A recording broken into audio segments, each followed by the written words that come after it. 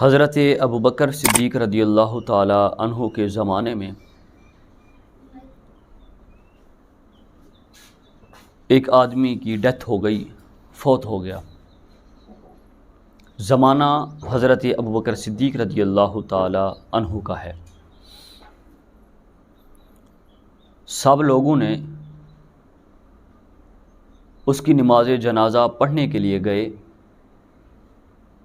اعلان ہو گیا کہ فلاں فوت ہو گیا ہے، جنازہ اتنے بجے ہے۔ اب سب نے جنازے کی تیاری کر کے سب جنازہ پڑھنے کے لیے گئے۔ جب میت کو آگے رکھا گیا، جنازہ پڑھنے کے لیے صف بندی ہو گئی، تو دیکھا یکا یک معلوم ہوا کہ کفن ہل رہا ہے۔ جو میت کے اوپر کفن ہوتا ہے، میت نے پہن رکھا ہوتا ہے، یکا یک معلوم ہوا کہ کفن ہل رہا ہے۔ لوگوں نے جب غور کیا کو دیکھا کہ ایک سانپ اس کی گردن پر توق بن کر لپٹا ہوا ہے۔ اللہ اکبر! زمانہ حضرت ابوبکر صدیق کا ہے۔ ایک آدمی کی ڈیتھ ہو جاتی ہے، فوت ہو گیا، اعلان ہو گیا اتنے بجے جنازہ ہوگا۔ جب جنازے کے لیے صف بندی بھی ہو گئی، میت کو آگے رکھا گیا، تو دیکھا کہ کفن ہل رہا ہے۔ لوگوں نے جب غور سے دیکھا تو محسوس ہوا کہ ایک سانپ اس کی گردن پر توق بن کر لپٹا ہوا ہے، اور تاکل لحمہ، اور اس کا گوشت کھا رہا ہے، دمہ، اور اس کا خون پی رہا ہے۔ پس لوگوں نے اس کو مارنا چاہا۔ جو ورثاء تھے انہوں نے کہا کہ ہم اس کو مارتے ہیں۔ انہوں نے مارنا چاہا۔ جب مارنا چاہا تو وہ سانپ بولنے لگا۔ سانپ کہنے لگا لا الہ الا اللہ محمد الرسول اللہ۔ یہ واقعہ دل دہلا دینے والا واقعہ ہے۔ اس نے کلمہ پڑھ کر سنا دیا، سانپ نے، لا الہ الا اللہ محمد الرسول اللہ۔ وہ سانپ کہنے لگا مجھے کیوں مارتے ہو؟ ولیس لی ذنب، میرا کون سا گناہ ہے جس کی وجہ سے مجھے مارنا چاہتے ہو؟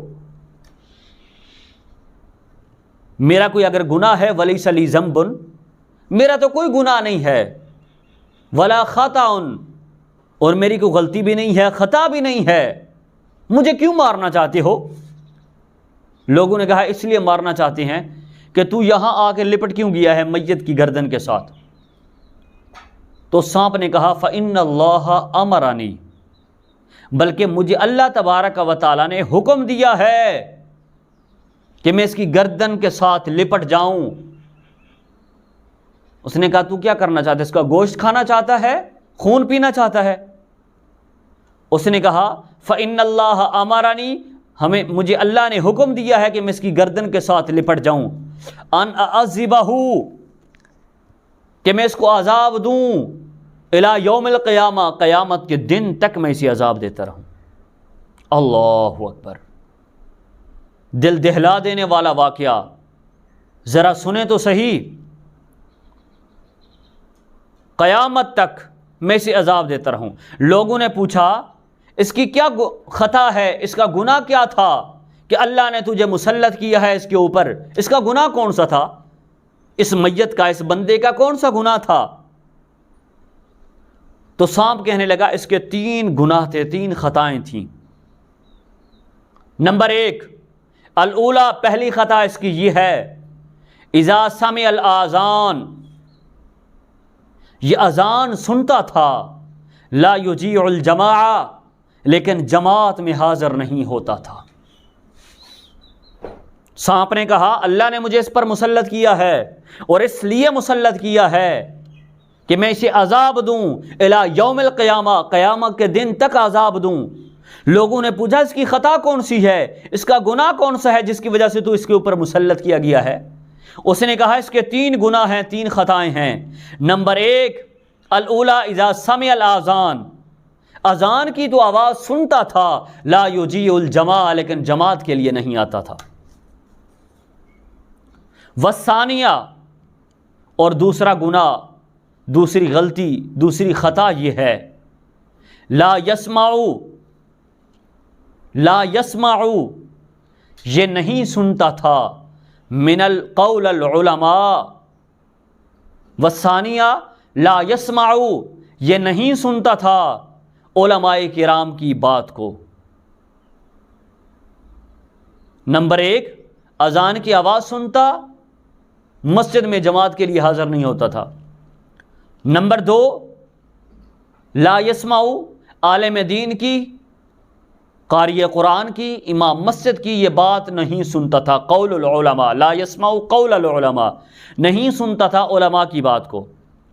والثالث، لا یخرج الزکاۃ من مالہ، اور تیسرے نمبر پہ یہ ہے اس کا گناہ، اس کی غلطی یہ ہے کہ یہ اپنے مال میں سے زکوٰۃ نہیں نکالتا تھا۔ اگر یہی چیزیں 3 دیکھی جائیں تو مجھ میں بھی پائی جاتی ہیں، آپ میں بھی پائی جاتی ہیں۔ میرے کیمرے کے پیچھے پوری دنیا ہے، پوری دنیا جو بھی میری اس ویڈیو کو سنے وہ اپنے گریبان میں جھانک کر دیکھیے کہ ہم میں یہ 3 گناہ، 3 غلطیاں تو نہیں ہیں۔ کیا اذان آتی ہے، اذان کی آواز سنتے ہیں، کیا مسجد میں جاتے ہیں جماعت کے لیے، جماعت میں حاضر ہوتے ہیں؟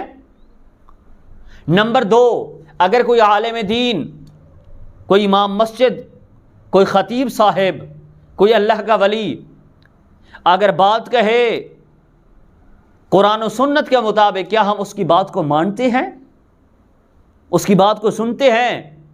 والثالث، لا یخرج الزکاۃ من مالہ، کہ اللہ نے جو ہمیں مال دے رکھا ہے، ہر آدمی سوچے کہ ہم اپنے مال میں سے زکوٰۃ نکالتے ہیں یا نہیں نکالتے۔